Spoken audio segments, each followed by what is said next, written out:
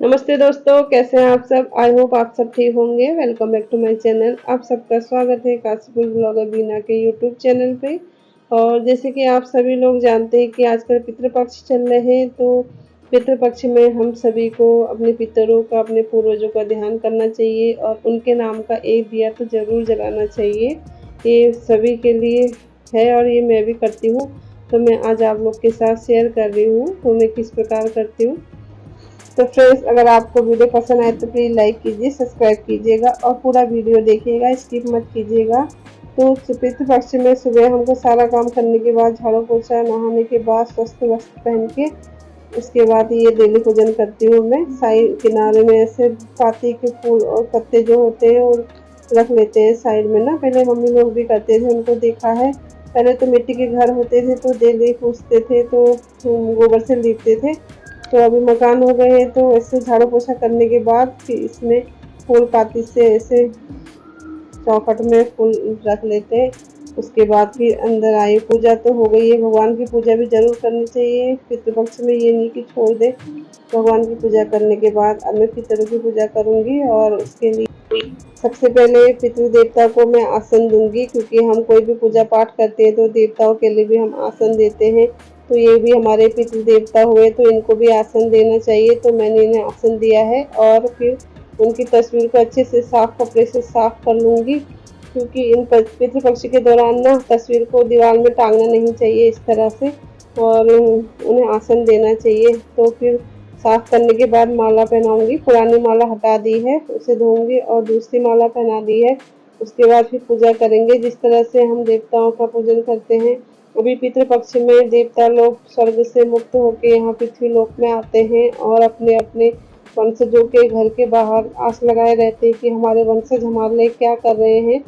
तो वो भी हमको इस तरह से देख के हमारे लिए कुछ कर रहे हैं सोच के तो प्रसन्न होते हैं पितृ देवता और आशीर्वाद देते हैं। अगर हम कुछ ना करेंगे उनके लिए तो फिर वो मतलब नाराज हो जाते हैं और दुखी भी होते हैं। तो दुख तो लगता ही है ना, पितर लोग इतने मतलब आस से आते हैं वहाँ से, और उनके लिए हम कुछ ना करें तो उन्हें बुरा तो लगता ही है और निराश भी होते हैं। इसलिए पितृपक्ष के दौरान हमें पितरों का सम्मान करना चाहिए, उनका स्वागत करना चाहिए। और मैं सच बताऊं, मैं तो अपने दिल की बात बता रही हूँ। मैंने अपने पूर्वजों को देखा भी नहीं है, मैंने सास ससुर को अपने देखे भी नहीं है, लेकिन मेरे मन में इतना होता है कि वो अगर होते तो मैं उनकी सेवा करती, लेकिन मेरे को ये सुख नहीं मिला। तो अभी मैं ये सोचती हूँ बहू होने के नाते कि इन पितृपक्ष में वो 15-16 दिन हमारे घर में आए हैं तो मैं उनकी सेवा करूँ। तो जो मुझसे होता है मैं उनके लिए करती हूँ और मैं मानती भी बहुत हूँ दिल से। और उनकी यहाँ पे धूप दीप दिखा दिया है मैंने और तिलक भी लगा दिया है, पूजा भी कर दी है। और इस तरह से दीपक को आसन देंगे फूलों का।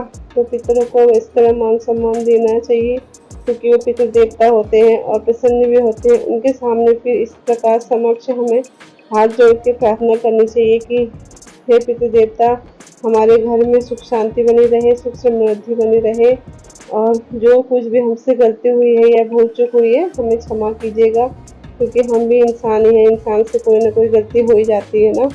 तो पितृ देवता भी इस तरह प्रसन्न होते हैं और उनसे क्षमा याचना करनी चाहिए। तो अभी पूजा हो गई है, फिर उसके बाद में अब यहाँ पे नाश्ता बनाऊंगी, तो फिर पितृ देवताओं को भी भोग लगाऊंगी। और जो उनकी माला ये मैंने निकाली थी उनको धो दूंगी। और फिर उसके बाद नाश्ता का तैयारी हो रही है। तो आज मटर भिगाए हैं इन्होंने, तो इनको धो दूंगी अच्छे से। छोले ये वाइट वाले मटर है, इनको बहुत पसंद है, तो इन्हें धो के फिर ऐसे उबाल लूँगी। उसके बाद नाश्ता बनाऊंगी। और जो भी मैं पितृपक्ष में बनाती हूँ मैं सबसे पहले भोग लगाती हूँ पितरों को, उसके बाद हम लोग खाते हैं। और सबको लगाना भी चाहिए, गौ माता के लिए भी निकालते हैं तो, और पितरों के लिए भी, और कुत्ते के लिए भी निकालना चाहिए। बोलते हैं ना, कौवे को भी देते हैं इसमें पितृपक्ष में। तो जिससे जो होता है वो करना चाहिए हम लोग को, क्योंकि ब्रह्म पुराण के अनुसार पितरों को देवता का स्थान दिया गया है, क्योंकि जिसके पितर प्रसन्न होते हैं उनके देवता भी प्रसन्न होते हैं। अगर देवता प्रसन्न रहे, पितर प्रसन्न नहीं होंगे तो उस घर में ना फिर भी सुख शांति नहीं होती है और कलेश रहता ही है। तो हमें पितरों को अवश्य प्रसन्न करना चाहिए, उन्हें वो किसी भी तरह हमसे खुश रहे बस, और हमें आशीर्वाद दे के जाए। जब अमावस्या को यहाँ से जाते हैं ना, तब भी मैं क्या करती हूँ मैं आपको आगे वीडियो में दिखाऊंगी। और इन पितृपक्ष के दौरान मैं क्या क्या करती हूँ अभी आगे भी आपको इस वीडियो में देखने को मिलेगा। तो आप मेरी डेली वीडियो देखते रहिए। तो जो जो मैं आप इसे उपाय करती हूँ या जो जो मैं फॉलो करती हूँ मैं आप लोग के साथ शेयर कर रही हूँ, तो आप लोग भी प्लीज़ देखिएगा। पितृपक्ष में हमें पितरों का आशीर्वाद जितना चाहे ले लेना चाहिए, उनको खुश रख के प्रसन्न रख के और जितना चाहे हमसे वो करना चाहिए। और पितृपक्ष में पिंडदान वगैरह तो ज़रूर करना चाहिए।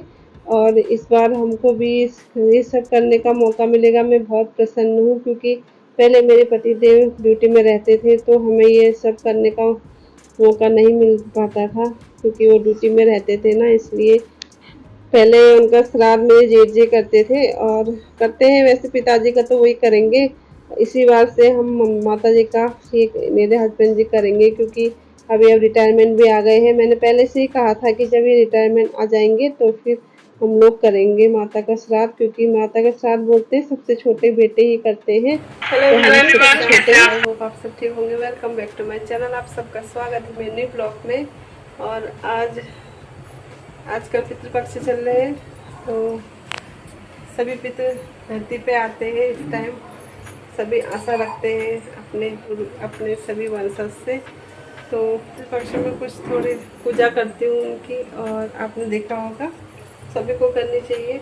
चाय बना रही हूँ नाश्ते में, अभी छोले उबालने के लिए रखे हैं और चाय पी लेती हूँ, फिर उसके बाद रोटी बनाऊँगी। चलिए फिर थोड़ी देर पूजा भी हो गई है तो आपसे बातें करते करते मेरी चाय भी रखी थी, एक साइड में चाय बन गई है और छोले भी उबल गए हैं, वो भी बन गए हैं। तो चाय भी मैंने पितरों को सबसे पहले, बड़े बूढ़ों को होता है ना पहले जैसे मन करता है, तो अभी वो तो हमारे पूर्वज ही पितर हैं तो हम पियेंगे, तो सबसे पहले मैं उन्हें भी चाय देती हूँ। उसके बाद अभी नाश्ता बना रही हूँ तो फिर नाश्ता भी उनको पहले सबसे पहले भोग लगाऊंगी। पितरों को देना चाहिए, जूठा नहीं करना चाहिए खाना, कोई भी बना हो, चाहे बच्चे छोटे बच्चे भी हो, वो मांग रहे हो तो पहले पितरों को भोग लगा दीजिए, थाली निकाल दीजिए, उसके बाद सबको देना चाहिए। तो देखिए मैंने भी भोग लगा दिया है पितरों को। तो उसके बाद अभी हम सब नाश्ता करेंगे। तो अच्छा लगता है सच में, मुझे तो बहुत अच्छा लगता है सच। अगर मेरे को होता है ना, काश मेरे सास ससुर अभी होते हमारे साथ। होता ही है बड़ों का ना, बहुत वो होता है, कोई भी काम हो काज हो उनसे पूछना, ये करना वो करना, बहुत ही बड़ों का आशीर्वाद तो होना ही चाहिए घर में, लेकिन हमारे किस्मत में नहीं रहे। इसलिए मैं बोलती हूँ जिसके हैं ना आप लोग प्लीज़ सब लोग उनकी देखभाल कीजिए, उनका आशीर्वाद लीजिए। ये मौका बार बार नहीं मिलता है, तो फिर हमसे पूछिए जिसके नहीं होते हैं। और ये कपड़े भी मैंने आज से पायदान कालीन सब धोए थे, और यहाँ पे देखिए सारे मैंने क्रोशा से बनाए हुए हैं सामान, ये जो मैं कल बोली थी आपको दिखाऊंगी। ये सब थालपोस वगैरह सब मैंने क्रोशा से बनाए हैं अपने हाथों से, और मुझे बहुत शौक है ये सब बनाने का, और बनाती भी हूँ। ठंडे में बनाऊंगी, क्रॉस चेक से बनाती हूँ जैकेट वगैरह ना, और पोंचो वगैरह बच्चों के आते हैं, बहुत ऑर्डर में आते हैं मेरे पास। तो अभी ये सब हो गया है, तो अब शाम का समय है, शाम को दिया बाती हो रही है। अभी भी मंदिर में पूजा कर ली है, तो अभी पितरों की पूजा करूँगी। तो यहाँ पे दिया बाती दिखा दी है, उसके बाद खाना बनाएंगे, भोग लगाएंगे पितरों को भी। और सुबह शाम हमको ये दिया बाती करनी चाहिए पितरों के लिए, और पितर भी इससे प्रसन्न रहते हैं, खुश रहते हैं। मैं तो अपने मन से दिल से करती हूँ उनके लिए, सच में मुझे बहुत ही आस्था है। पूर्वजों को और पितरों को हमेशा पूजना चाहिए।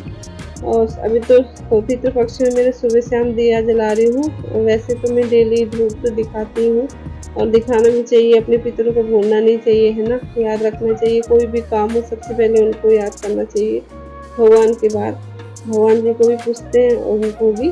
तो अभी मेरा ये खाना बन गया है। आज हरी सब्जी बनाई है मैंने, भुर्जी, हरी सब्जी बनी है, भुर्जी और रोटी बनी है। तो इसका भोग में निकाल लूँगी, सबसे पहले पितरों के लिए निकालूंगी।